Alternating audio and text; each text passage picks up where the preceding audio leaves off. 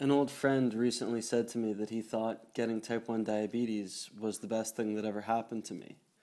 I laughed. It's ridiculous. One of my vital organs was randomly shut down by my immune system when I was a child, and now all day, every day, I have to do what most people's pancreases do automatically. And on top of that, it can be dangerous. But it stuck with me because it somehow felt true. I just didn't say anything, and we kept on driving. Looking for an explanation, I came across a psychological study that measured happiness in people who won the lottery and people who became paraplegic.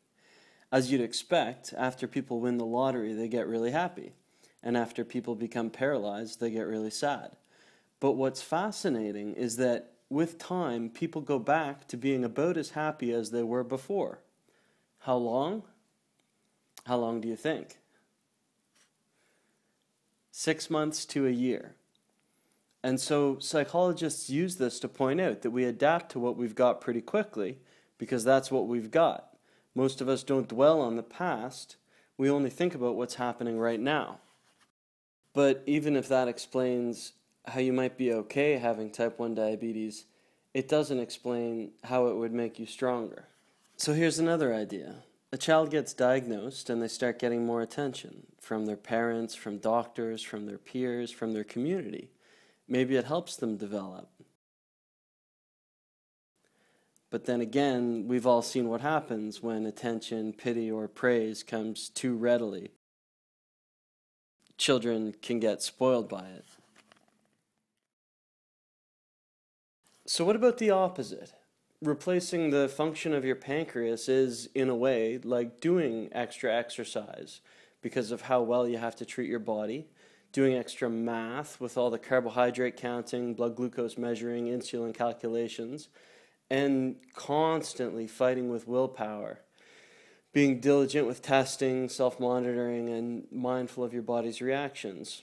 Now, these are metaphorical, but what would happen if someone did more exercise, did more math, and used more willpower? You see where I'm going. When I think of it this way, if I have to be sick with something, I'm kind of glad it's something that's good training for life, and even reminds you occasionally that life is fragile and precious. Here's one last idea. Imagine trying to create something artistic with every option in the world open to you. Where would you start? But what if you were limited to a pen and to writing a 5-word story? It becomes easier to tackle, doesn't it? Similarly, the perceived limitations of type 1 diabetes can enable action just by giving you something to push against.